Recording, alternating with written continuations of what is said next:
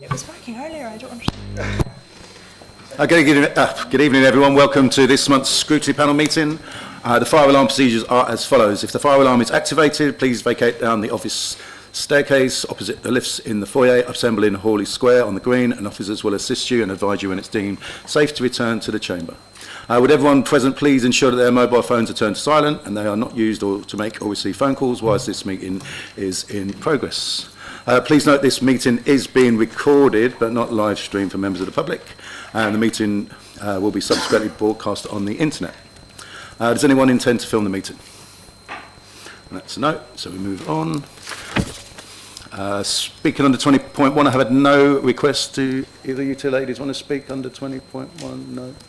No. Okay, so no request to speak under 20.1 and no requests for public speaking.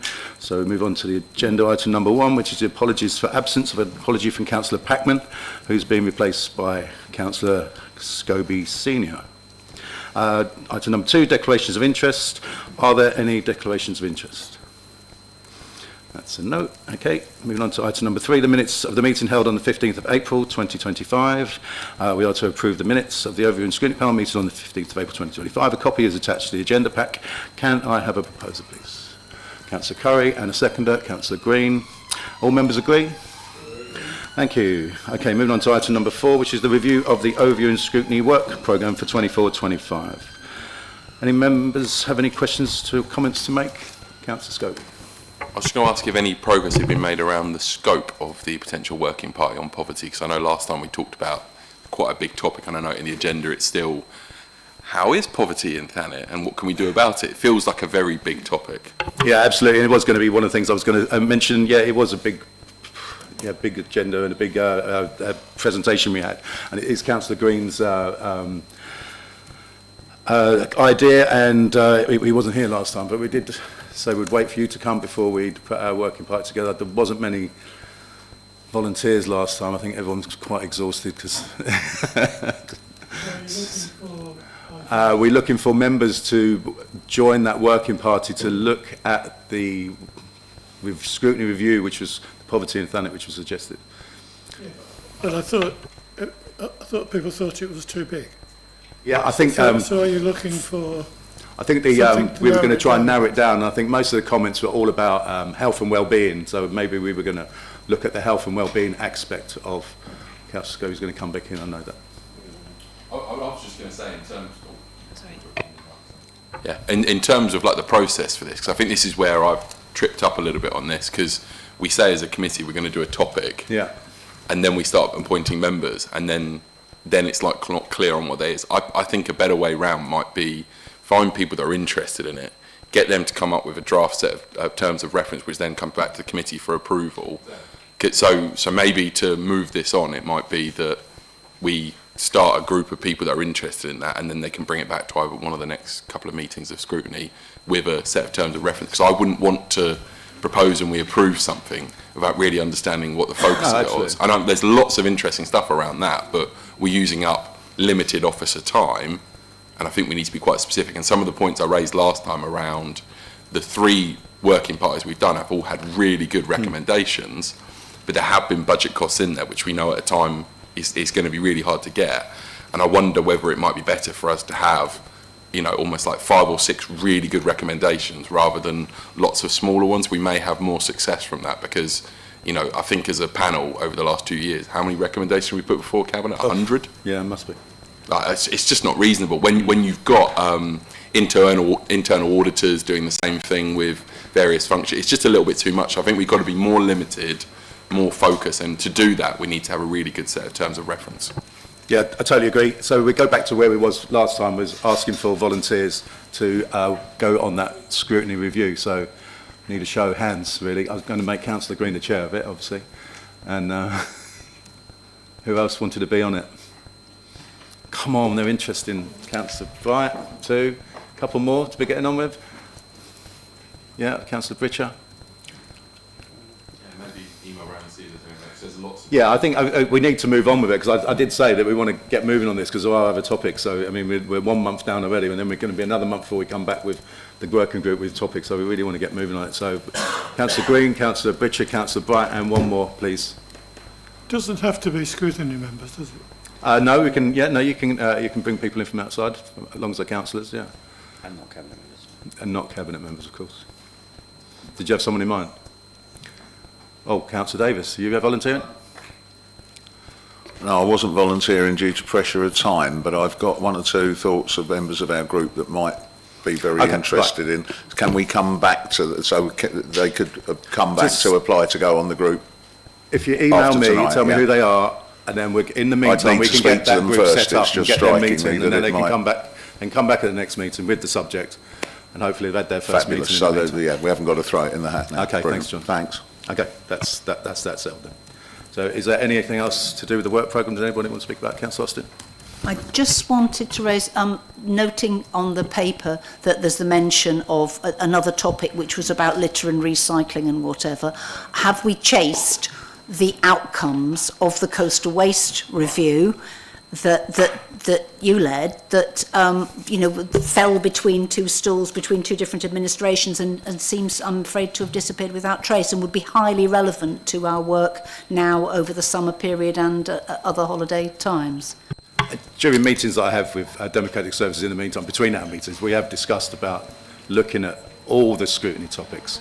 That's why I said we want to get moving on this one, because there's other things we want to discuss. Obviously, there's another one that was a recommendation from full council about leases of commercial properties, which need to be would need to be expedited as well. So, yeah, there's a lot to be looked at. That's why I wanted to get this one on the go. And so it was just about not duplicating what we'd done already, but trying to see if we can do something useful with the recommendations. And yes, that was one as that fits into Councillor Scobie's description of having an awful lot of recommendations. But some of them didn't have massive budgetary implications, and we should be picking up on those, and at least they should be being considered.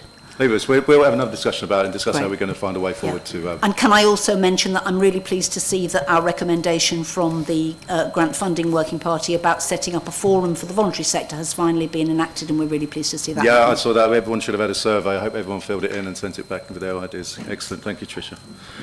Okay, moving on. So item 5, which is our annual community safety briefing. As we learnt previous years, we are also the Crime and Disorder Panel, which will be now calling on Chief Inspector Ian Swallow to introduce his report. Thank you very much. Thank you for having me this evening, councillors, ladies and gents. Apologies, I was very nearly late. There is an incident going on in Thanet at the moment, but I managed to rush over, so do forgive me. I have got my phone on vibrate. It might go off and I might need to leave, but so far so good, but hopefully not. It's been my pleasure to go through our strategic assessment this evening, which has been put together by the Thanet Community Safety Partnership. I will skip over the first elements. I understand that you've all had copies of this and you'll have had a chance to read it. I will go through the data. Obviously, you know, a bit of a health warning before I start going through the data, that all data has context to it. Some of it good, some of it bad. And you will find, as you've probably read, that most of the data refers to a direct comparison within the division of East Division. So they are the 5 districts of East Kent. So in some circumstances it can look quite heavy in Thanet, because undeniably Thanet is the busiest, probably the most vulnerable, comfortably district within the East Division. Of the 3 divisions, we become more comparable with our local competitors, for want of a better term, such as Medway and Maidstone, which are much busier districts and therefore are more comparable. And when we are doing internal sort of studies and measuring of metrics as to how our data's going, we as a county will tend to measure ourselves against those busy districts. So there's just a little bit of context there. As I go through the data, please feel free to stop me and ask questions as we go along. I'm happy to do so, because some of it will be fairly abstract and I'm happy to explain further as we go through. So hopefully the tech will work. There we go. I'll skip through the background information. So as you would have read, our key priorities within our plan are under those 3 headings: reducing serious violence, safer people and safer places. And we work together as a partnership on those 3 key areas. Again, if you wish me to stop and explain any further at any time, I will do so, but I'm keen to get through to the sort of nuts and bolts and the key parts of the presentation. So again, I won't dwell on this area. This is just how we collect our data, and demographies and the demographics, population age profiles, etc. Thanet. I won't go into that today. So, looking at the first key metric here about reducing serious violence. So the first measure that we talk about is the serious violent crime, and this is referring to the most serious violence that we have in our community. As I go on to the next page, you'll see there's an element around violent crime, which is probably the next sort of strata down in terms of serious violence. So, as it says here, we sit within that East Division, as I mentioned, of us, Dover, Canterbury, Ashford, Folkestone and Hythe. And across the entire division, there were 400 serious violent crimes over the year. That's a reduction on the division, but what you will see is that as a proportion of the division, Thanet's percentage of that has gone up, and we have seen more serious offences over the course of the last year. It won't be lost on lots of you. I'm sure you've seen the headlines of some of the most serious violence that we've had. We only had one a couple of weeks ago at the top end of the high street. That's the sort of thing that this data is referring to, those sorts of violent crimes. So it accounts for the 7,676 violent crimes out of roughly the 28,000 across the division, so around about 27% of that. And then when we start talking about violent crimes, this is all violence against the person recorded in Thanet. Again, we account for about 27%, which is about where we would expect to be, being the busiest district in the division. We saw a decrease in this area, 5% decrease of crimes compared to 2023, a slight below the average of reduction in East Division of 5.8, but still a reduction nonetheless. And again, won't be any surprise to you, I'm sure, that Margate Central, Cliftonville West continue to be the wards with the greatest number of violent crimes, with 23% of the district's violent crimes occurring in those zones.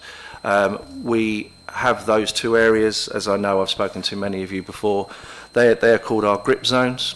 So our grip areas are nominated and highlighted using harm data, using an analytical tool.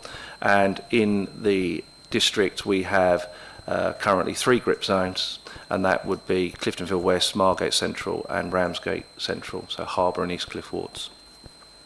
The only wards to see notable increases in violence over this period were Bradstow Ward, Thanet Villages and Viking Ward. I wouldn't get overly excited by that because it is a low proportion of our overall violence, and the violence seen in those wards isn't serious violence. It is all reports of any form of violence, so that can range from the very, very low common assaults, even threatening behaviour can be recorded as a violent crime. So most of that is less worrying than some of the other demographics and stats that we talk about, mainly around the serious violent crime. And as a footnote on that serious violent crime data, the vast majority of the serious violent crime that occurs within the district, and we've analysed it all, bearing in mind we've seen an increase, has been known offender or known victim. And generally what we mean by that is that it's infighting between parties.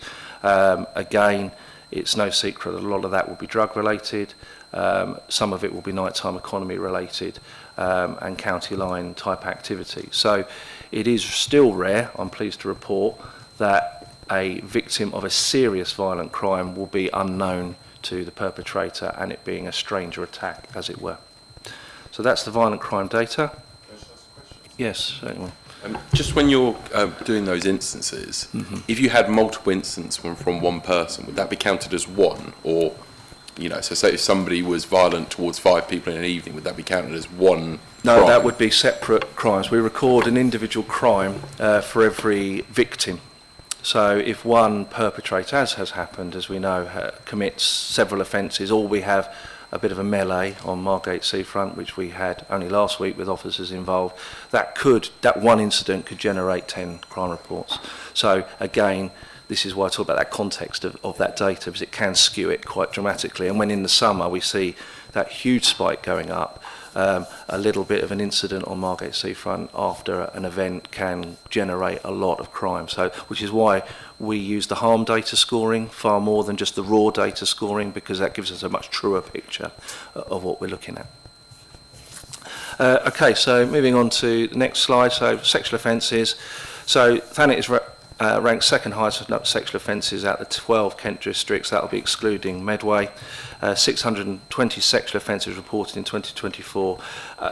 There is a marginal reduction in that, which is good news. We like to see a reduction, albeit we're aware that it is small at 0.3%.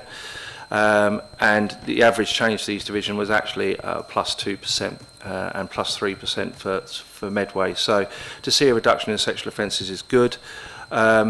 Again, the context around here, we are very, very mindful of the huge amount of work that's been going into dealing with violence against women and girls and domestic abuse. A lot of the sexual offences will fall into those categories.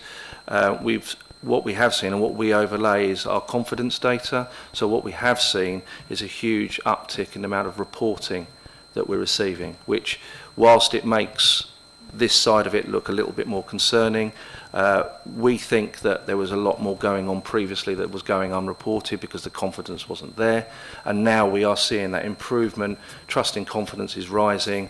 We're getting more people reporting, and what this won't tell you is that the amount of convictions and prosecutions that we're getting for this type of offending and this type of behaviour is going up a great deal as well, which goes hand in glove with that confidence around reporting. So separating that by behaviour type, we rank highest for serious sexual offences and second highest for other sexual offences, and then Maidstone are slightly higher. Again, going back to what I was saying at the beginning about us comparing ourselves to sort of Maidstone, Medway, North Kent, and 21.9% decrease in rape offences compared to last year. So that puts us fourth, but actually is a significant reduction, and that goes a lot with the huge amount of work that's been going on with the DA teams and the partnership around improving the safety in the nighttime economy, and increasing that trust and confidence and that crime prevention stuff that we do regularly. So more detailed information on the sexual offences. So Margate Central Ward again and East Cliff Ward saw reductions this year, while Cliftonville West has had an increase. The context around that, Margate Central and East Cliff will be a reduction because of nighttime economy violence and stranger violence. The Cliftonville West Ward, we've seen an increase in domestic abuse type offences and known offender offences within those areas. And then there's comment here about the St Peter's Ward seeing a concerning increase in sexual offences. So it's a 100% increase, albeit on lower numbers, so the number increase will always look worse. It's moved up to fifth highest ward, most sexual offences reported. And again, Thanet Villages has seen a 72% increase, but again, you start on a lower baseline. Yeah, Will. Sorry again to interrupt. Those two wards you mentioned, the Thanet Villages and St Peter's, I can see Northwood, which I represent, up there. Yeah. They're the sort of three wards that cover Westwood Cross. Is that the sort of the link between them? Is it that there's been more around the Westwood Cross area, or is there no correlation? The answer to the question is yes with some crime types and no with this. So yes, Westwood Cross is a generator of crime without a shadow of a doubt, and as you quite rightly articulate, Westwood Cross and the surrounding area, that business district, spans over several wards. And yes, you could get a spike in Westwood that makes it look like something's happened in Minster when it hasn't done, because it's in the same ward.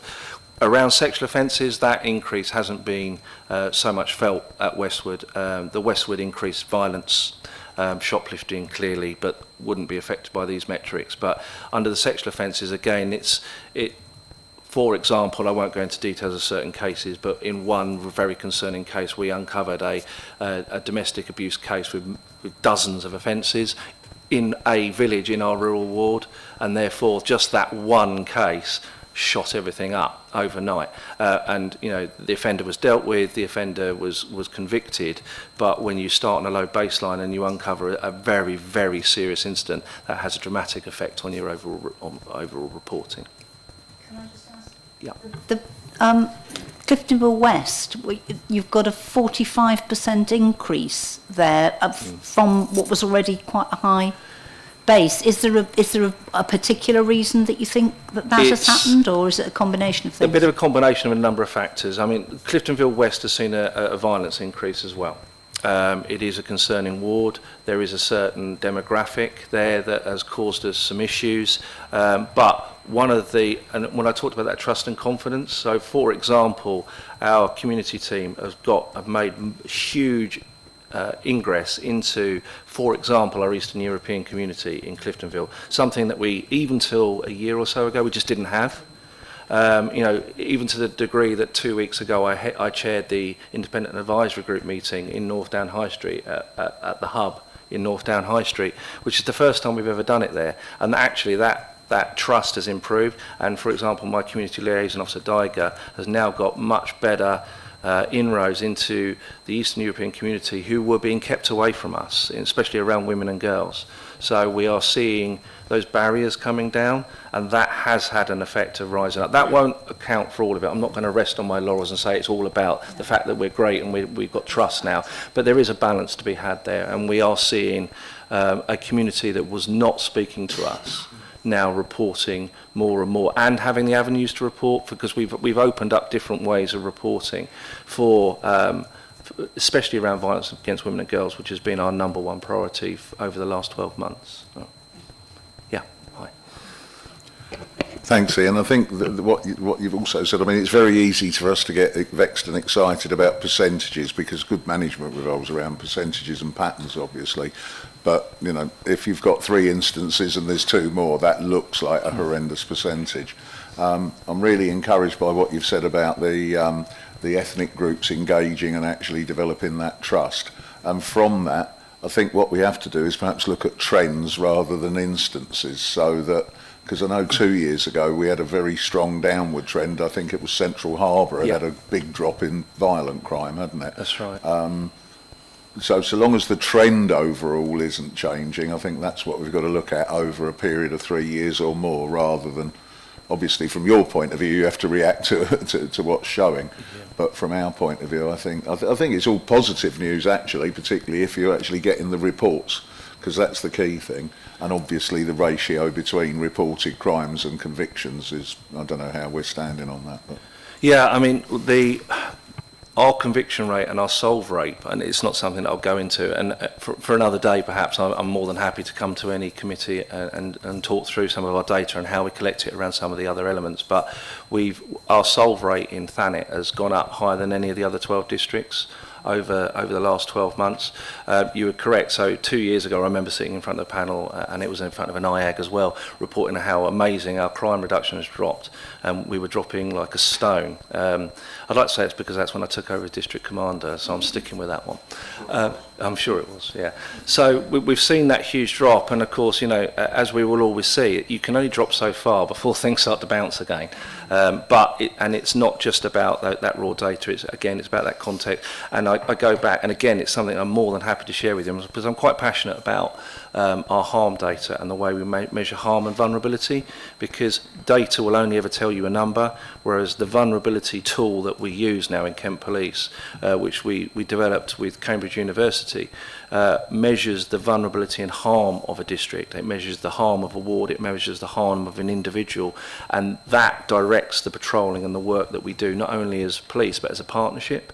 And you know, that's far more impactful on making it a safer place if you're focusing on where the most harm is being caused rather than where the numbers are. Because, you know, I'm not saying that Margate Seafront is at all not important, but you could get 100 minor incidents on Margate Seafront and one really serious event somewhere else that gets hidden because all we're doing is measuring numbers as opposed to measuring harm. But because the really serious incident gets a higher harm score, our attention is quite rightly diverted to that serious incident. We're able to focus on it. Okay, so moving on. So domestic abuse, as we were just talking about it, so the number of notified domestic abuse offences continue to reduce across the East by an average of 10.9%. So we have the highest total number of notifiable offences, which again is not surprising.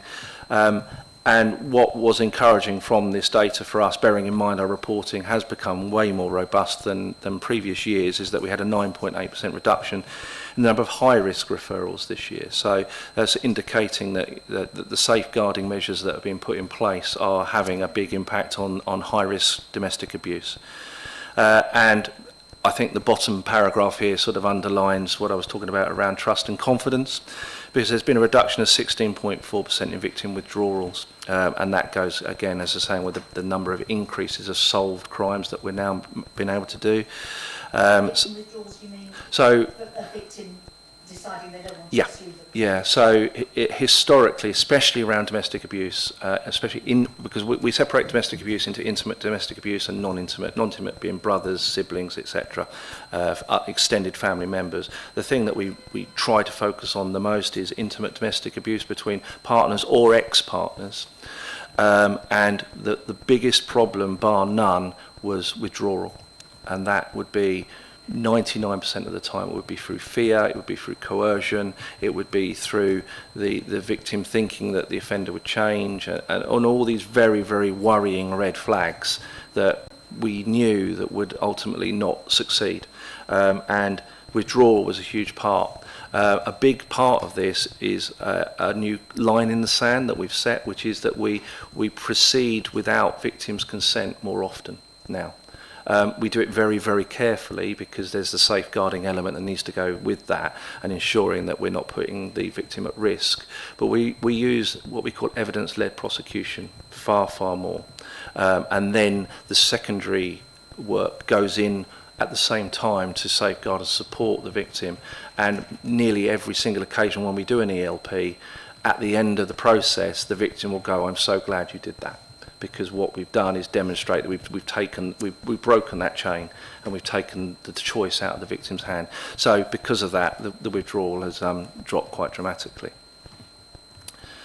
So drugs offences, so we've seen a decrease in drugs offences in Thanet 2.6%, and a decrease in 16.7% in drug trafficking in the last year.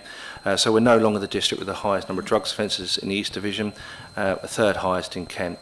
So again, Margate Central counts for 18.3% of the offences, then Eastcliff, and then Central Harbour and Cliftonville West. So again, every single ward that I've mentioned there are our grip zones. So again, showing that we are focusing our attention in the right area. And then Viking Ward, Cliftonville East presented notable increases in offences over 100%. There's no real trend in those increases. They are not anomalies as such. Their offending has gone on, but again, attributable to certain individuals that we could then deal with at the time. We're really quite pleased with this because I'm sure all of you are familiar with county lines and the vulnerability and the threat, especially with our younger people being taken into that sort of lifestyle. So, and that's what that 16.7% decrease in drug trafficking sort of alludes to, really, is that we're breaking up those bigger pictures. We will always have drugs offences. We will never get rid of that. And sort of unashamedly and unapologetically, we will focus most of our attention, again, on vulnerability, but be on the bigger picture, taking out the big players, taking out the drugs gangs, taking out the county lines. I had a meeting yesterday around a county line gang that I'm responsible for in Thanet that we've just locked up the two principal offenders for, and next month we'll be looking to close down the entire investigation because we've basically deleted it. A year ago I wouldn't have believed that was possible, but actually the work that's been going on with the teams has led that to go on. If I named some of the names, and no doubt you didn't recognise them, but I wouldn't be allowed to do so.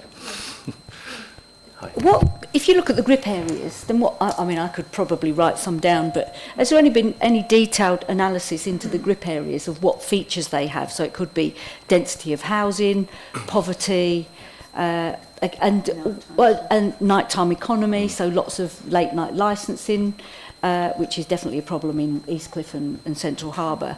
And then what are the features that are there in the non-grip areas? So I think what I'm saying is there structural stuff in the grip areas that could be dealt with that would actually prevent crime in the first place? Because, you know, just looking at the four areas, we could sit here and come up with a list of 10 things that would identify them, but we're only guessing from the experience of, I personally live in a grip area, as does Tricia, as do some other people in this room. Has there ever been any detailed analysis of what features the grip areas have and what features the non-grip areas have that could help us? Yeah, I mean, we do look at everything.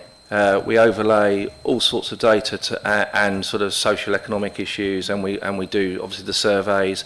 I mean, it is no secret or surprise that the 3 Thanet grip areas are where your nighttime economies are, where your businesses are, and where people congregate.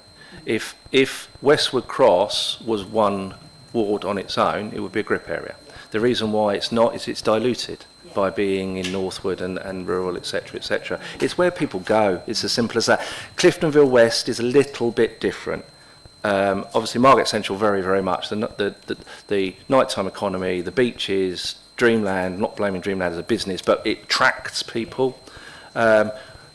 East Cliff and Central Harbour, exactly the same. It attracts people. Therefore, you're going to get drinking. You're going to get drug taking. You're going to get homeless people, you're going to get fights, and that sort of melting pot happens. Cliftonville West slightly different in that it is more to do with inequality, poverty, demographic, a little bit more, and who we've got living there. That creates some of the issues that we've got up there. Again, not blaming any particular community in particular. You know, we have. For example, I spoke about our Eastern European community being far more forthcoming now. They're equally victims as well as offenders. So it goes both ways.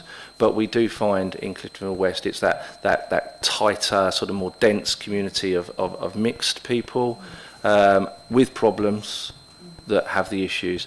When we go to your wards, we know what the generators are in there. We know you have businesses being affected by town drinkers, by vagrancy, by youth violence. If I have to send officers to KFC one more time, I'm going to scream, because you know and you get that mix, and we all know that's because it's a town centre, and that's where people sort of gravitate to. So there are nuances to it. It's interesting because we've had a number of days of Operation Dynamo, and I'm convinced that if you can repurpose a town centre for positive activities, and it's interesting on our little Ramsgate WhatsApp group that there hasn't been any so-and-so's here and so-and-so's there since that event was in town. So one of the positive things is we need to repurpose some of the areas where we're seeing Charlotte Court, Albert Court, and then we can push it somewhere else, I'm afraid. You know, we do need to deal with it more positively with some of the repeat offenders. But no, I agree entirely. I mean, you can, to a degree, design out crime, and you can do that via good design. You know, let's be honest, it looks pretty, but if I wouldn't have Charlotte Court and Albert Court designed like that again if I was a building designer. But you can also design out crime by activity, by having those positive community events in there. They will go elsewhere. And, you know, that's where our dispersals come in as well a little bit, because one of the biggest criticism around dispersal orders is that they move it somewhere else. But if you're moving individuals to somewhere that's less vulnerable, you disperse the problem, you quell it. It is a myth that if you took 10 people out of harbour and said, right, you are to leave under a dispersal order, they're going to cause problems somewhere else. That doesn't necessarily always follow, because the place you disperse them to isn't necessarily as conducive to the type of behaviour. So we're well aware of that. Sorry, you. Talking about, and my colleagues mentioned about sort of catalysts, if you like, in different wards. Something that might have had an impact, and I'm just throwing this in the discussion, is, for instance, the pharmacy at the top of Wilderness Hill has closed. I know several people that have been helping people with addiction problems, and that's where they were getting their various substitutes and things from. And they rang me and went, this is a nightmare because I've got someone in a wheelchair. I mean, you know, and we've now got to get into Central Margate because that was where they were referred to for that. And and that was a few months ago, several months ago, they were telling me about this, and that was 2 or 3 people. I'm just wondering if you'd said, are there any catalysts that would have affected Cliftonville West and could have caused people either to seek alternative medication, let's say, on their self-medication, or affected their behaviour at the time? Yeah, I'll just throw it in because... Yeah, I mean, I think absolutely, you know, because one thing I've learned from doing this for 29 years now is that we're dealing with human beings. We're not dealing with statistics and people behave in strange ways, but they also behave in a herd, and people will gravitate towards problems. So if we can break that problem, we can break that cycle a little bit. But yeah, absolutely. Almost undeniably, if you remove a service like that or change a service like that, it will have an effect on crime and disorder. That's well documented, yeah. Well, an addict by definition is usually needy, aren't they? And they don't like that pattern being broken, and that causes a reaction behaviour-wise to it. So as I say, it's just, I mean, Boots Ramsgate, I swear, is only open because of the behind-the-pillar trade rather than what's sold in through the till, because it's a constant flow. And I don't mean that in any way derogatory, you know, thank God the bloody place is still open, otherwise it really would be derelict down there. But those factors and the impact of the pharmacy system, which is really important, and obviously people do get good advice from pharmacists and things now. So maybe we have to have a look at that and make sure that we're not losing the viable pharmacies, so that we end up with everybody traipsing up to the supermarkets or something, with the hump on the way usually as well. Okay, thank you. So move on to the next slide. So weapons. So Thanet continues to have the highest number of weapon possessions in East Kent, alongside Canterbury. Again, not surprising, Canterbury is a busy city. Its numbers have increased by 4.7%. On average, there's been a 7.7% increase of recorded weapon possessions in Kent. Again, Margate Central has the highest number of possessions, 75% increase in the last year. There's been a notable 57.9% reduction in weapon possessions in the East Cliff ward since 2023. Now, short piece of context on that, you can see the map. Weapon possession is a national trend. We find that, especially worryingly, it has become, not the norm is too strong a word, but more of a regular occurrence that younger people will carry weapons and won't be aware of the consequences of doing that. The CSP has been working, tirelessly on this sort of stuff around, like our Ladder of Risk program that they've been going into schools around trying to break this. But I'm not going to paint a pretty picture on this. We have made huge inroads. The knife bins that we've got around the district, slightly contentious in some people's eyes, but they work and they do take weapons off the street. The amount of knives, etc., that have been sort of deposited in those bins is a knife less on the street. And whilst Kent Police won't take a sort of an official line on it as a partnership, of which I'm the chair of the executive committee, I will stick my head above the parapet every day and say I 100% advocate us continuing that activity. But this is a challenge, and it varies what a weapon is. I mean, people automatically presume it's a knife, but it can refer to all sorts of different weapons that people carry. And what we also have to be mindful of is that this will record any incident as well where a weapon is used. So it's not always in a public place.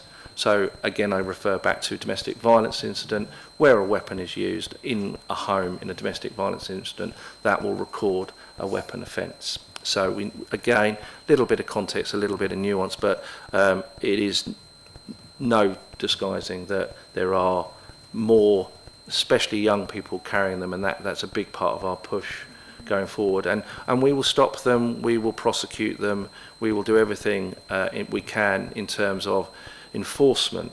But the answer to this lies in what my team and Joanna and Penny's teams are doing, especially around the partnership, is the answer lies with the partnership on this and breaking that cycle. So big challenges around this stuff. Those are showing increases in all the districts apart from Folkestone, where it's gone down. Folkestone done anything special, or is it just coincidence? I honestly don't know the answer to that, other than perhaps less people go to Folkestone. I'm not sure, but yeah, it's Folkestone is an interesting one because very, very quickly, Folkestone and Ashford are by far our quietest two districts of the five. Dover sort of coming next, and then Canterbury and Thanet are right up at the top of that. But yeah, they have very different types of issues that we do here, very different people, very different violence issues, etc. Not to say they don't have their problems, but around this type of offending behaviour, you'll find it more within those busier districts, Canterbury and Thanet. So. Yeah, just wondering, I'm looking, so I'm East Cliff Ward. I take it those numbers represent where the knife crime happened. Do you have any kind of way of identifying where the knife crime criminal originated? So, you know, cross-border or even out of area visitors into some of those hotspots in particular? Yeah, I mean, it's not a metric that's measured. I mean, we know, and when we're looking at what we call crime series, so for example, it's probably 2 summers ago now, it feels like last year, but sort of Easter summer 2 years ago, we had that sudden uplift in Ramsgate. If you recall, we had 3 or 4 offences within sort of 3-4 weeks of each other, serious violent offending. When we get a series or a cluster of those type of offences, that's when we start digging into where it's coming from. And then we were finding with those, they were travelling offenders. So they were coming up from mainly Dover to clash with people in Thanet. So the offender was originating off of us, but it was happening on us. So yes, we monitor it, but we monitor it in terms of how we're going to react in terms of our enforcement. So for that case, for example, we doubled down on our work with our Dover colleagues to make sure that cross-border offending was being stamped on, but it's not normally something that we would track. It's a very difficult thing to track because, you know, where do you measure it from? Do you measure it from walking from home? Do you measure it from when they would count themselves out and about? Or do you measure it from where the offence is committed? So a lot of these offences will be where they're stop searched, for example, and they may be carrying a knife in Nethercourt Ward, but they won't be stop searched necessarily until they're in East Cliff Ward or in Harbour Ward, because that's where the problems are occurring. And to be fair, that's where it's more likely that weapon will be used. Ian, do you have any data on ages demographic of those 155 offenders? Yeah, there is data. I don't have it in this pack, but it is something that I can produce. I know that it is generally a younger demographic, and scarily getting younger. It used to be sort of young men, and invariably it's men that will tend to carry weapons, but sort of anecdotally more than from my hard data, we now know that that's pushing into teenagers and young teenagers at that as well, which is why the CSP has the programme that goes not only into the secondary schools, now it goes into primary schools, because we firmly believe you can get into them at the ages of sort of 9-10 years of age. By the time they're 11, they've already got it in their mind that they don't want to go down that line, but it is becoming younger. Okay. So prevent and hate crime. So the chart there breaks down the types of referrals we received. So extreme right-wing terrorism was the most prevalent ideology, and Thanet and Medway had the highest number of extreme right-wing terrorism in Kent in 2022. It was highest in 2023, and Thanet had the 10th highest number of individual referrals in 2024. You could speak all evening about where this data comes from. We need to be very mindful of the raw data. I'm sure everyone is aware, but the prevent referrals is the referral into the prevent mechanism. So we use the channel panel process to do that. Hate crime and incidents of right-wing extremism has increased because of the politics that is going on in the world at the moment. So we're getting the increase of social media around this sort of stuff as well. And we're very, very mindful of the young people being sort of sucked into this ideology as well.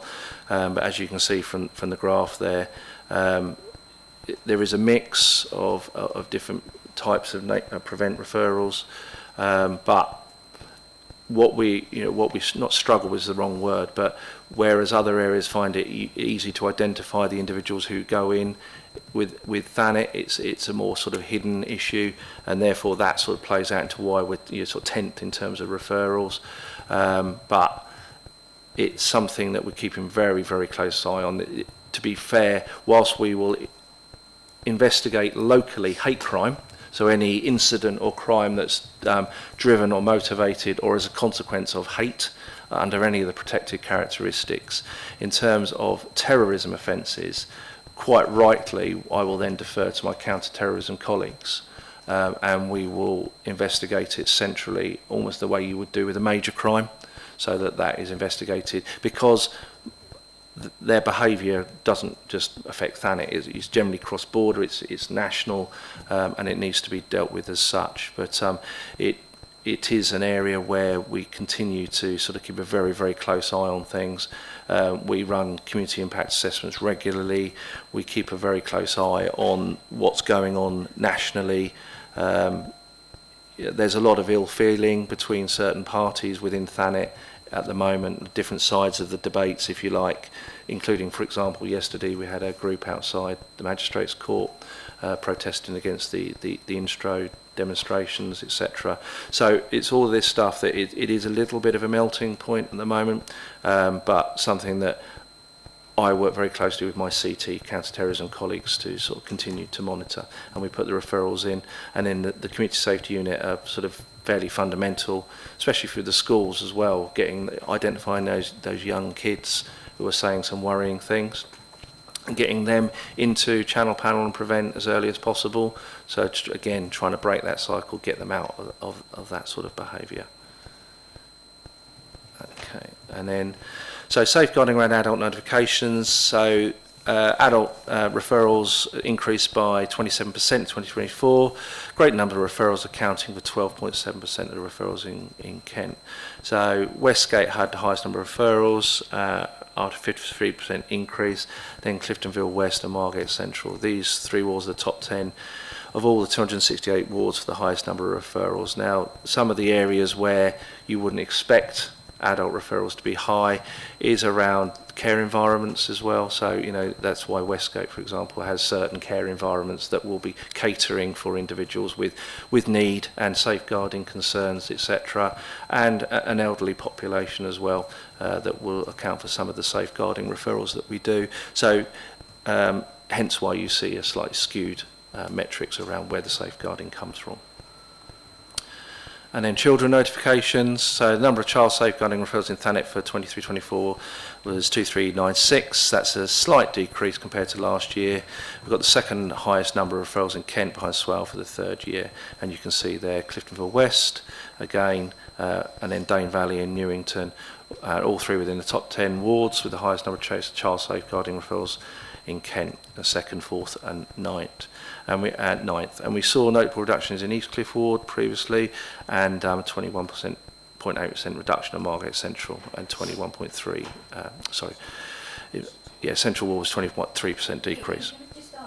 Do we still have high numbers of looked after children and a significant number of London boroughs still placing? Yeah, looked after it has kids gone here? down. It has gone down. The number of sort of the ones that we're notified about, to be fair, you know, and the classic children's home scenario when you get a managed move out to us has decreased.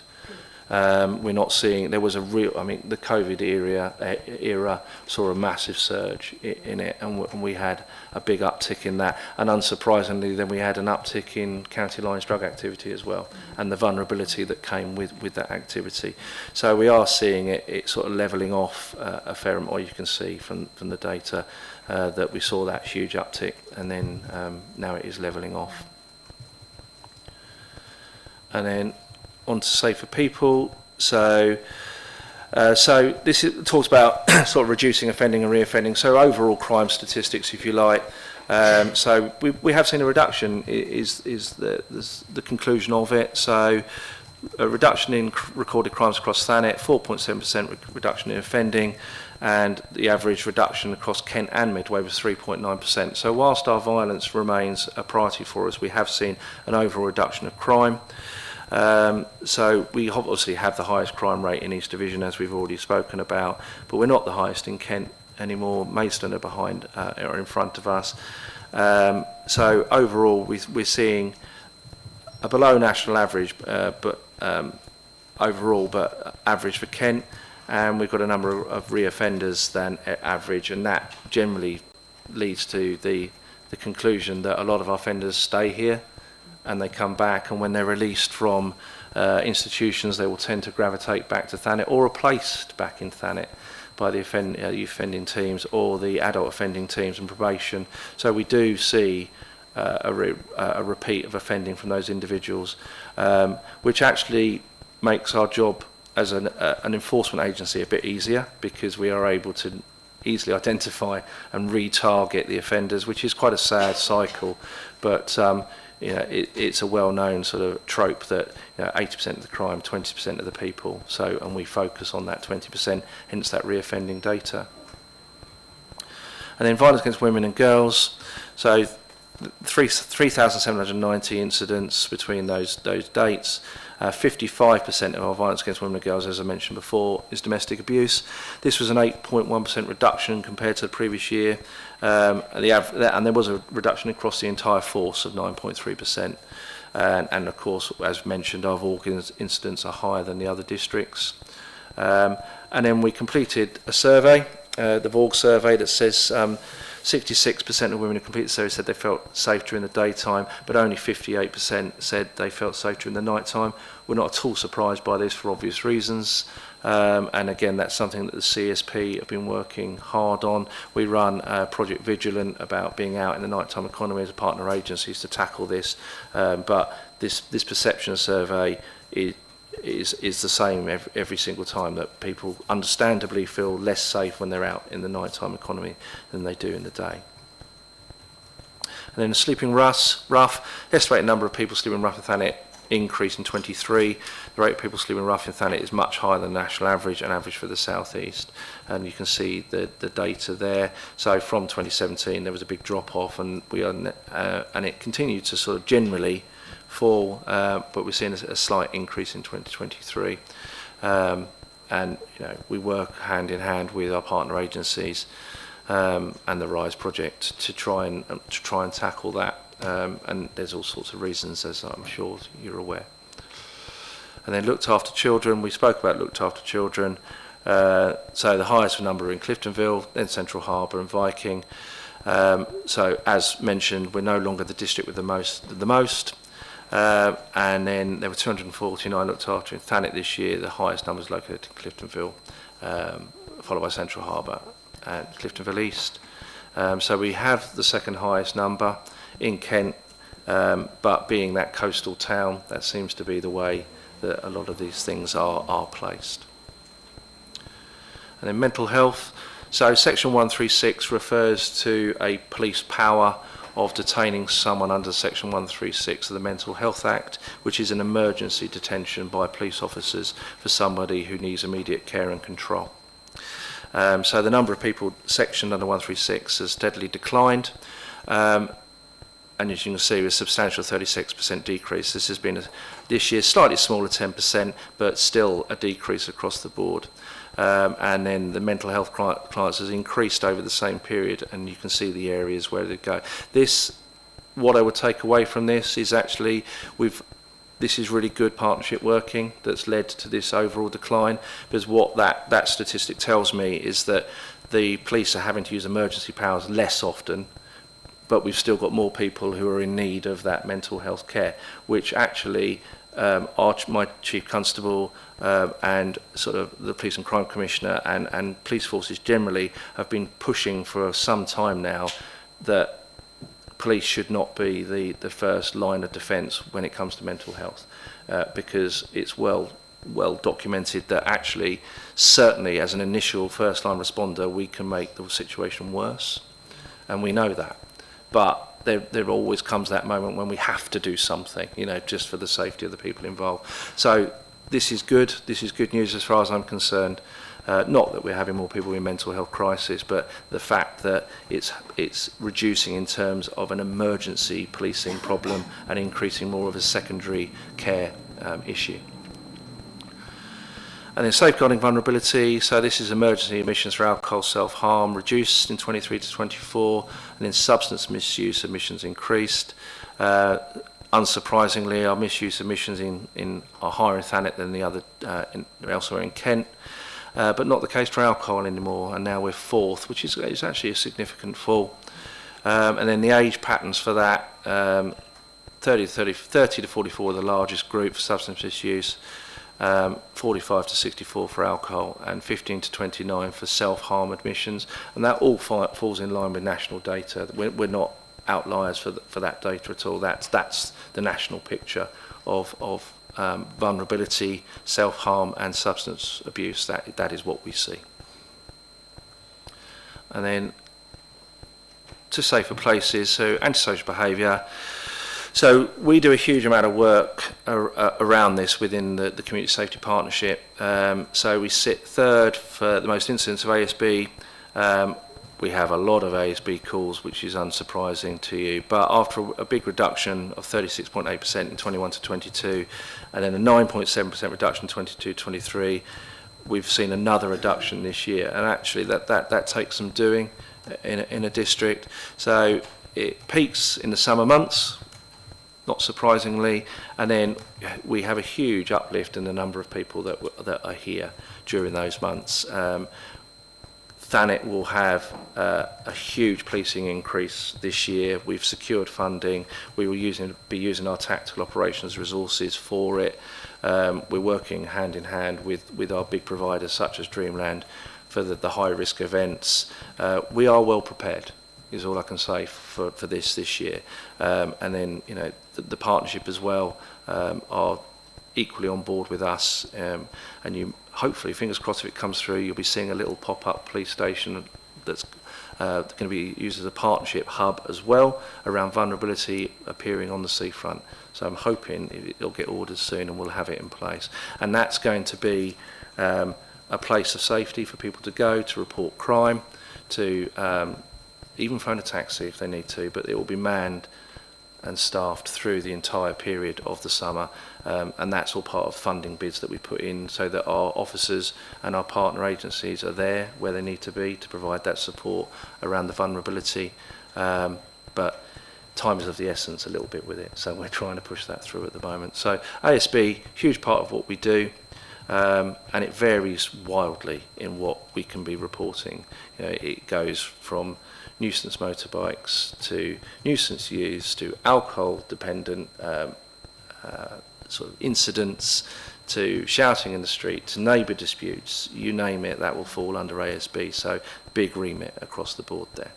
Will the beach police tent, will it rotate round the beaches? So it's got the pod that we're looking to do is sort of, it's a watch this space at the moment. It looks like a big shed. So it's a hard standing thing. That's going to be hopefully on the seafront, ready for the summer. Margate, yeah. But it is movable. It is movable, and the whole point of it is that we're building in the funding for it. So in the summer it may well be Margate, but as we move into the other months where we know Ramsgate is actually a bigger generator, we can move it over there. But so saying, we obviously have the office just around the corner, but this will be somewhere that we can put, for example, an area that be rife for it is down by sort of on the roundabout round by Wetherspoons and round there. So these are the things that we're working together with the CSP to try and get in place. But there's a long dwell time on these things as well, so we're trying to get that done.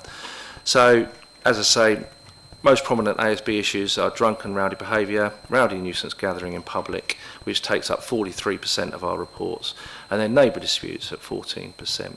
So there's nothing that leaps out and scares me in this. It is all within our remit. We are seeing a year-on-year drop-off. We have got, if you weren't aware already, we've got our new town centre teams that have now come online. That's another 9 police officers just for Thanet. Their remit will be the town centres, and we are in the process of training them up. They're new probationers, and it's a first for much of the country actually that we've taken officers straight out of training school and we're training them to be neighbourhood officers from day one. And they will get all the basic training on how to be a good cop, but what we want them to do is be in our town centres straight away. So they will come under the guise of the neighbourhood task forces, and we will have 2 neighbourhood task forces split into 2 equal teams that will be in our town centres all summer and dedicated to those town centres. And then, sorry, yeah. One quick question, sorry to keep jumping in on you. Right. I noticed animal nuisance was listed as one of the ASB areas that that there was. Does that include dogs left in gardens all night and that? Yeah, because that's around where I am, it's getting Yeah. ridiculous because there's about 6 dogs that are all just triggering each other, and there's a lot of neighbours getting really to the end of their tether with it. Yeah, it will do. I hear your pain because I've got a neighbour. But that's again, similar, they're loath to contact the police on the basis of trying to keep the sort of neighbourhood feel. But also, is it something that you really want to deal with, or should it go to RSPCA? No, we will deal with animal nuisance, but it will depend on what it is. I mean, sometimes we will refer to our partner agency straight away and say that that's something that you need to take up. The Kent Police will not generally respond to a noise issue. That we will ask you to contact the council at that point. But the animal nuisance, it ranges from that lower level stuff. The it's noise. not lower level when you're up all night. No, it's not. No, but in terms of crime and vulnerability. But absolutely. But it goes right up to using animals as weapons. Yeah. And we do see some of that. You know, we're talking about people who have the trophy dog, and they will threaten people and they will intimidate people with that animal, and then you get the dog bites as well that will come into that, because not all dog bites will be recorded as criminal offences. A dog has to be dangerously out of control in a public place. Sometimes dog bites are accidents and we won't always prosecute. It all depends on the demeanour and the nature of the animal and often what the intention was at the time. So that's what it refers to. Thanks, Ian. And as I say, I'm sorry if it sounded like a daft question, but it's just relevant because of the amount of people. No, not at all. It's absolutely fine. And then some data with British Transport Police. The top 2 railway stations to experience the most crime in Thanet were Ramsgate and Margate, which is unsurprising. There are a reduction in crime at Broadstairs and Margate stations 23-24, and overall the number of recorded crimes in Thanet stations increased by 14%. We also work a lot closer with BTP now as well. So, for example, when we've got big events on the seafront or at Dreamland, BTP will be on board and they'll be there as well. Similarly, we've now got their buy-in for like the fireworks evenings at Broadstairs, so that we'll have officers on vulnerable evenings where we think there might be issues based at the train stations as well. But a lot of this data. So anything that happens on the curtilage of British Transport grounds. So if there's a fight on Margate Seafront, for example, that starts in the car park, that will be recorded as a British Transport Police offence because it's on their ground. But we work with them in order to investigate these types of offences depending on where it is. So the most common offences, again, violence against the person, which have seen increases, and sexual offences, which is something that we've been working with Network South East around and British Transport. And then Ramsgate, I think probably because it's a little bit out the way in terms of where it's being overlooked, has had 50% of the criminal damage offences that recorded, whereas Margate a little bit more under the public gaze, I would suggest. And then road traffic accidents, 236 road traffic accidents in 23-24, 311 casualty. This was a decrease in incidents compared to last year, and pleased to report a 14% decrease in casualties. The Thanet Villages Ward continues to have the highest number of accidents, with 13% of all accidents taking place there. This is generally due to the speed people travel at. It will be the nature of the roads that people travel along, but it also takes into account that more often than not, the more serious incidents occur on the faster speeds roads. So, of course, the Thanet Way will travel through the Thanet Villages ward. So, of course, if you have an accident on the 299, it will record in the Villages ward. And then fires, a decrease compared to last year recorded in Thanet. Less reported fires recorded as deliberate 23-24 compared to previous years, and 29% of all fires in 23-24 compared to 39% in 22-23. Beacon Ward, Road Ward presents continued prevalence of deliberate fires. which again we refer to our KFRS colleagues because they have their own fire investigators and we work with them on those. And then Thanet villages and Dane Valley will continue to have the most reported fires within the district, but they have seen a decrease of 40%. And Newington was a notable increase in reported fires of a huge amount, but again on the lower numbers, and Cliffsend Pegwell with 200% increase.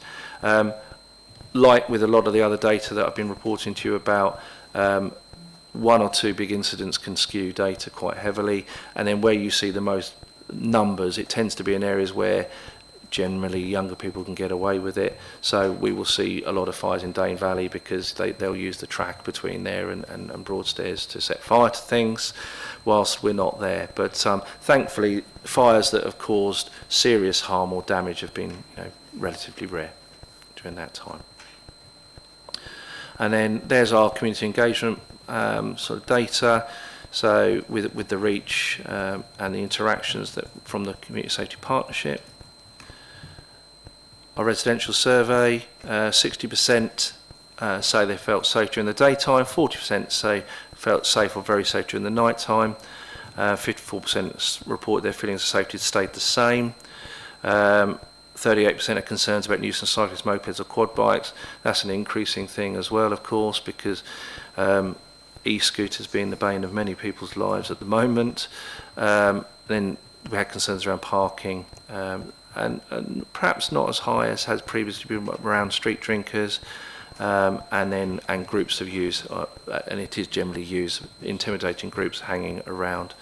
So 68% of residents strongly agree with reducing serious violence, and then 49% agree with the safer people and 47% with the safer places. And the top three things, the box at the top, that people feel give the feeling of being unsafe is how the area looks, which goes further to what we're talking about, improving areas, certain areas or locations, and then the news in the local media, and quite frankly that's a big part to play. Social media has a huge part to play. I follow News Thanet Chat purely because I get a lot of intel from it. And if only people knew who was reading it at the time. But it does give us a good insight into what's going on, and we do through my intel teams, we monitor everything, and so many of our repeat offenders, going back to the earlier data, don't lock down their accounts, and social media is marvellous for catching criminals, so we use that quite a lot.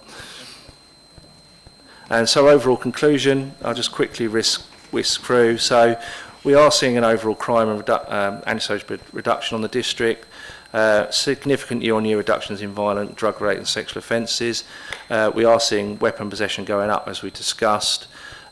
Serious violent crime has gone up, as we spoke about at the beginning of this, and drug possession increasing, as we said, but what we are seeing is an alcohol reduction. Mental health, we've got a lot of service users, and we've increased the amount of safeguarding referrals, etc. that we've done, but we've reduced the 136 emergency use, which is really good news, because quite frankly I'd like to see that continue to go down. And then of course that's we're not surprised because of the rising pressures, etc., and the increase of mental health concerns overall across the country. Our hotspot areas, so we're still, and we will continue to do so, focus on Margate Central and Ramsgate Central, and you've read some of the generators of that, the deprivation, unemployment, mental health challenges, etc., that we're very aware of. But positively, assault-related admissions to hospital are now in line with the rest of Kent, which is quite big news for Thanet, to be brutally honest, in terms of the fact that we're now in line with the rest of the county. A reduction in antisocial behaviour, reductions in domestic abuse and violence against women and girls, and a reduction in sexual offence reportings despite an average increase in Kent. So the community focused projects that we're doing, and a big nod to Joanna and her team with this sort of stuff, because they very much lead on the project work that we do as a community safety partnership, such as My Night Out, our community engagements, tackling knife crime, driving awareness and prevention. And my last note on that is that I've worked at headquarters, and I've also worked at 3 previous community safety units and districts, and there isn't a stronger community safety partnership in the county, and I guarantee you that. than there is in Thanet, and the way we work together is second to none, which is why we've seen that good work over the year. There are priorities. I won't go through them, but you've got your packs, so please feel free to look at what each of the serious violence, reducing serious violence, safer people and safer places alludes to. And I think that's it. Thank you. Questions? Thanks for your presentation, Ian. I'd like to ask you about the multi-task force, multi-agency task force, which was very effective in my ward, Cliftonville West, where you could focus on particular areas. And I just flagged up a few things, like child safeguarding, housing issues, community safety, mental health issues. I know this was possibly it was more pre-COVID. I'm not sure if I've heard about too many operations recently. Could you give me any updates? So the multi-agency task force, it actually is a fairly recent moving feast around what we're going to focus on with the MTF. Very much still in existence. Whereas it would have previously focused on those certain areas that you sort of mentioned in those certain wards. What we've now done is we've brought the MTF under the overall Community Safety Partnership banner. So as we move forward with it, it will be a sort of a tactical arm of the partnership. So yeah, we are still building on that. So with my new town centre officers, for example, they will fall under that MTF banner. We've still got officers working out of downstairs, still here, and we're one of the very, very few, I go back to that partnership approach to everything, that we are one of the very, very few that still works coterminously. So I've got police officers working out of here, I've got police staff working out of here, there are fire officers, there are DWP, there are the council officers, all working from this environment. So we're very much there. We are still very much working together around some really big projects, but they might be slightly different. I think watch this space, because it is going to be something that we continue to really push forward. One of the tools you had a year ago, which you don't have now, is the PSPO. And I'm interested, what has been the impact on how your team have been able to deal with some of the issues you flagged up? Has it made things harder? What has been the impact, do you think? Yeah, much harder. Much harder. I wish we had it right now. We're working together, hopefully, fingers crossed. I won't speak too loudly. We'll have it in soon, the new one. But yeah, I make no bones about it. The not being able to use powers under the PSPO, which enables us to deal with issues that wouldn't inherently be criminal in the first place, is really difficult, because what that does is it reduces our ability to deal with mainly antisocial behaviour, and then that leads to crime. So I supplied a statement, a warts and all statement, to Thanet District Council legal team saying these are the issues, and I'm pretty confident that we'll get it. Touch wood, coming forward. But it's needed, Will, absolutely. It's without it, we're a limb down in terms of our tackling of incidents in the district. So given the opportunity to all the elected members, please back it, because we desperately need it. I'd like to echo that, and I also provided a very long statement based on our experience in Central Harbour and the town centre.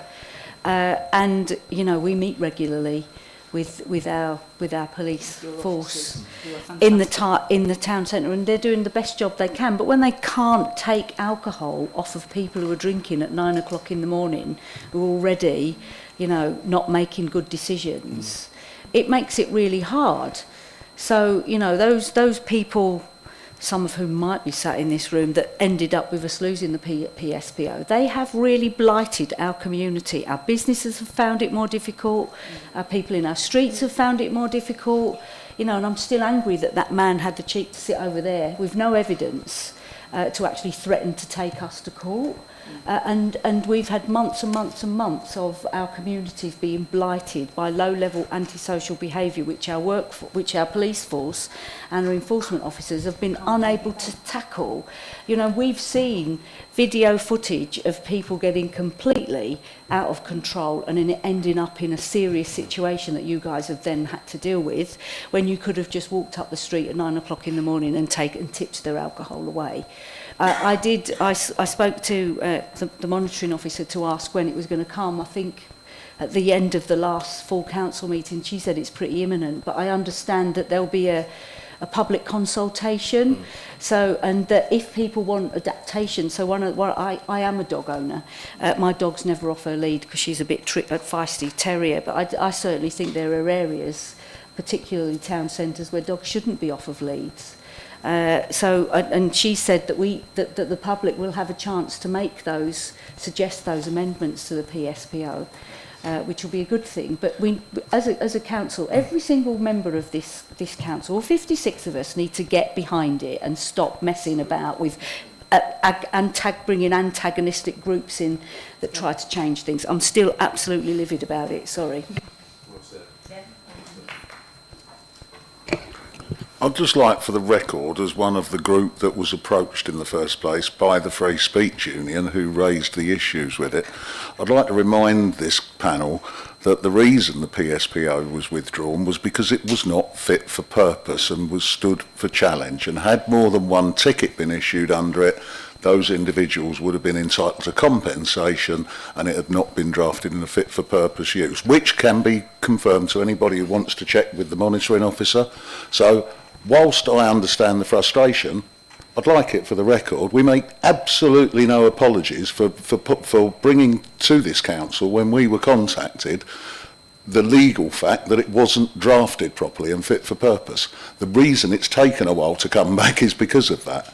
So whilst it's a very emotive issue, we all look forward to the implementation of a fit for purpose PSPO. But I'm sure you wouldn't want to be in a position of having all the administrative and legal hassle of it being challenged by those that it was very designed to stop. And so I'll just like that on the record, because people were getting very vexed and political about this.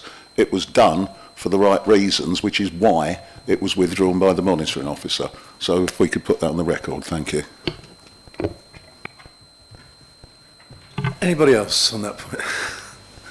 Okay. I'll just respond to that, because I think we've done with that. Nobody had ever challenged that PSPO for years. It had been on operation. There were very few changes made to it. Nobody had ever made a challenge to that, and then suddenly the Freedom of Speech Union comes in, and instead of talking to the council, they want to hit us with a sledgehammer of a threat of a judicial review. That's fine. They did try and take to the council before we ever got to that stage, and they were rebuffed. Okay, John. I was just going to say, Chair, it was a case of they weren't being acknowledged with the concern. So the reason they went I think can we just leave that now? That's done. But it's important that this is recorded properly, because we are not going to be made to look like the bad boys when we actually saved the council a vast amount of risk, and we're all supportive to the principle of a PSPO. The same as we're supportive to the principle of yellow lines, but they have to be painted properly or they're worthless. You know, it's as simple as that. If we're going to do something, let's do it properly, and let's do it so it has the effect it's intended to. Okay, it leaves me to thank Ian for his presentation. Yes. Yeah, that was the initial question, which I think sparked. I was wondering if I could come back. Yeah, go on. I think we're all concerned about the operational impact, and you've heard that, and certainly from my perspective, and I'm sure lots of people share this, anything that we can do to help move the PSPO forward faster, we will do. And I think the whole side debate as to whether somebody could have claimed in theory against something that had been there for years may have been a valid point, and I'm not going to criticise that. And I couldn't actually be at the meeting last year. I was away when this was discussed, so I won't open that up. But I do think the fact that you have come here and said there was a direct operational impact, like Councillor Wing said, should make us all think very hard, because there's certainly times when I, as a councillor, have had things, certainly from a governance and audit perspective, put in front of us, which is not right, and we could have torn it apart and caused lots of impact on officers and people doing their job in the council. And you sometimes have to look at the proportionality of that, of what impact you're having as opposed to the problem you're trying to solve. And you know, here we have maybe tried to solve a small issue that had never been tested, that might have led to a small amount of compensation. We've had direct impact, but certainly if there's anything we can do as a crime and disorder panel to assist, I'm sure you'll get a lot of support from that, and hopefully the issue that came up last year will never be repeated. I just want to just make one point, that we were on the point of a judicial review, which would have cost this council hundreds of thousands of pounds. So that's why it was called to a halt at that point, and the monitoring officer will accept that point. Okay, thanks, Ian, for your presentation. Excellent presentation, although some of the things are quite concerning. I'm sure we all feel much more informed with that. So we are to note the report and endorse the Thanet Community Safety Plan for 25 and 26. Do we all agree? Excellent, thank you very much. Moving on to, thanks Ian, thanks a lot. And moving on to item number 6, which is the updated food service plan and enforcement policy for 25 to 28. So I call on Penny Button to introduce the report.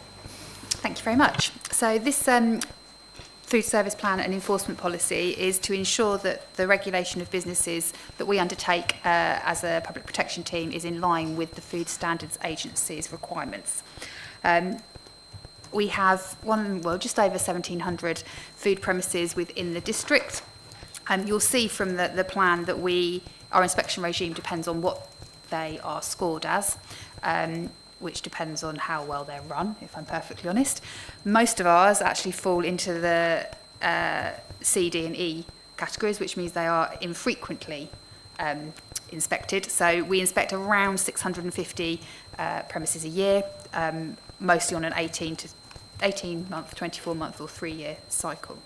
So we only have very few that are up there where we require. They're either high-risk premises, so the food production is high risk, or there are some concerns around management, and then we're in there every 6 months or sometimes more regularly than that. The team also cover things like port health. We do shellfish classification, which I will come on to in a minute. We register fishing vessels, undertake food sampling. We audit streets to see which premises have changed. Although food premises are required to tell us when they open under law, not everyone does. So we have to do that on the ground auditing. We visit Thanet's events to make sure that the food businesses that come in from outside area are all up to date and compliant. We obviously get complaints.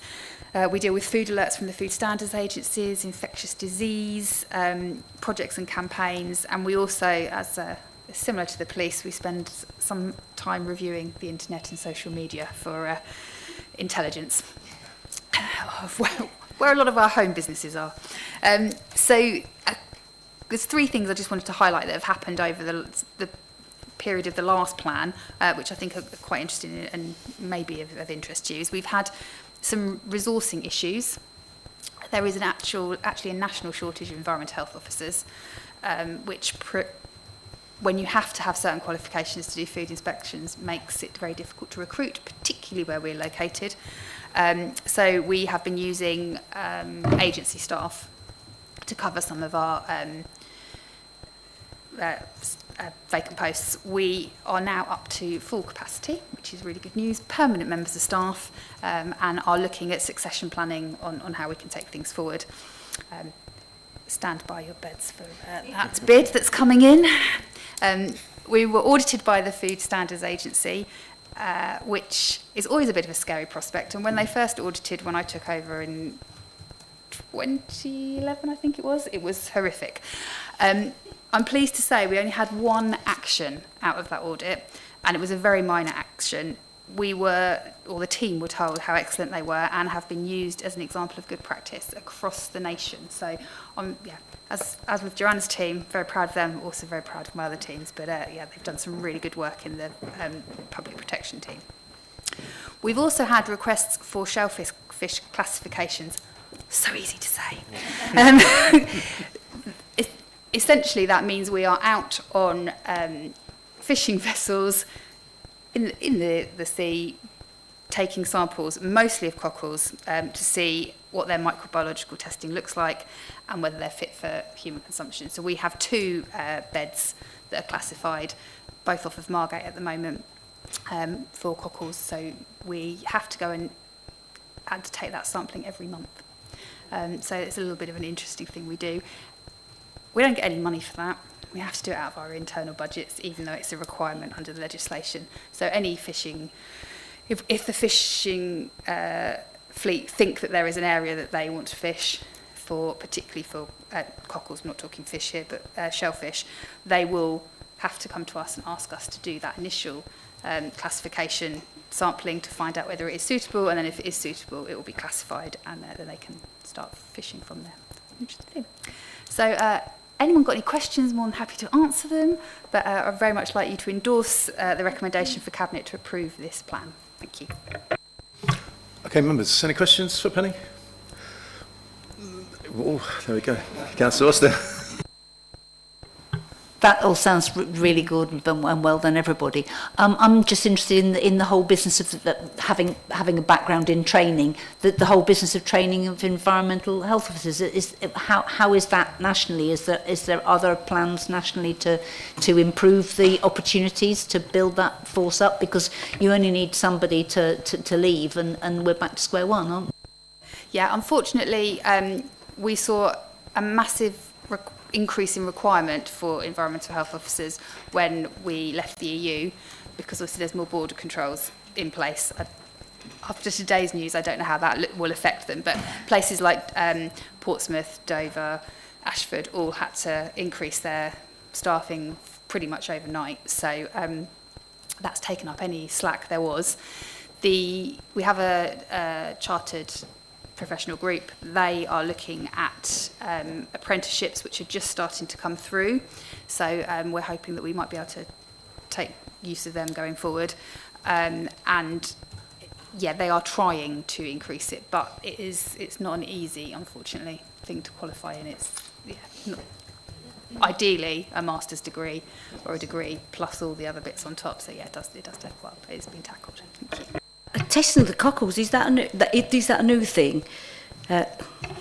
Yeah, no, it's not new, but our beds haven't been, I think full enough is the right word, in recent years, so it's not something we've done for a long time, so we're back doing it now because we've got an increase in the beds. Does it relate to the discharging by Southern Water? Is that part of the reason why it has to be tested? I don't, no, so I don't think there's any correlation to the number that grow via it, but they do have specific areas that they like to grow in more than others. But it's not directly related to that. Yeah, we have to test them regardless, it doesn't matter where they are. Councillor Davis. Again, following on from what Becky's just said, I think it's great that the beds have recovered enough to and have got, because it's obviously just for commercial fishing facilities. You said there's no allocated budget or anything for it, and you have to sort of find a way from within. Do you get good support from the fishing fleet? Is there a bit of goodwill? Are there vessels that take you out and help with this? Because if not, then we can help, obviously. But no, we do. We have we work with the Port of London for some of them, and we do have Margate fishing vessels. So you have got fishing vessels there. Yes. And also, just out of interest, because I'm told that whelks have gone are really successful now and over in the bay and things. Does that require testing, or because of course they're far more transient creatures than cockles, aren't they? So you're testing my knowledge. I'm not entirely sure I know the answer to that question, but I can find out for you. No, it'd be interesting. It's just interesting, and I'm really pleased to hear that they're tested, given the concerns about the water, because you know, having been cockling and mussling when I was a young boy with my dad, I don't think I'd be quite as confident, but knowing that they're tested does at least think, well, we've got a chance. Thanks, Ben. Okay, any further questions? Okay, as Penny said, the recommendation is that we endorse the food and service plan and endorsement policy for 25 to 28. All agree? We all agree. Excellent. Moving on to item number 7, which is the redevelopment of 10 to 13 Edgar Road, Cliftonville, in the housing revenue account. I'll call on Ashley to introduce the report. Thank you. Overview and Scrutiny Panel are being asked to note the following decisions being sought from Cabinet and to make any recommendations in relation to these matters that it considers appropriate. 10 to 13 Edgar Road was purchased in 2023 using the final tranche of approved housing revenue account funding for the Live Margate programme. Live Margate was an ambitious long-term project from 2011 to 2026 that involved buying existing vacant properties and turning them into quality family homes. Since 2023, the RISE project has occupied the building on a temporary basis. This report now seeks authority to proceed with the conversion of 10 to 13 Edgar Road to provide 10 dwellings with a target EPC B rating. The building condition, the conservation area stipulations and low carbon technologies are added complexities to any building renovation. To be viable, the scheme does require additional grant funding, and Homes England were very positive about the scheme. A grant rate of circa £70,000 per dwelling for affordable rent has been assumed. Recommendations to Cabinet are to agree to the redevelopment of 10 to 13 Edgar Road to deliver 10 2 and 3 bedroom flats in the housing revenue account at a total cost of 2.7 million, subject to planning consent and successful Homes England funding and Brownfield Land Release Fund grant applications, and to agree that the new homes are let in accordance with the Council's approved allocations policy subject to an approved local lettings plan. Thank you. Thanks, Ashley. Members, questions? Councillor Scobie?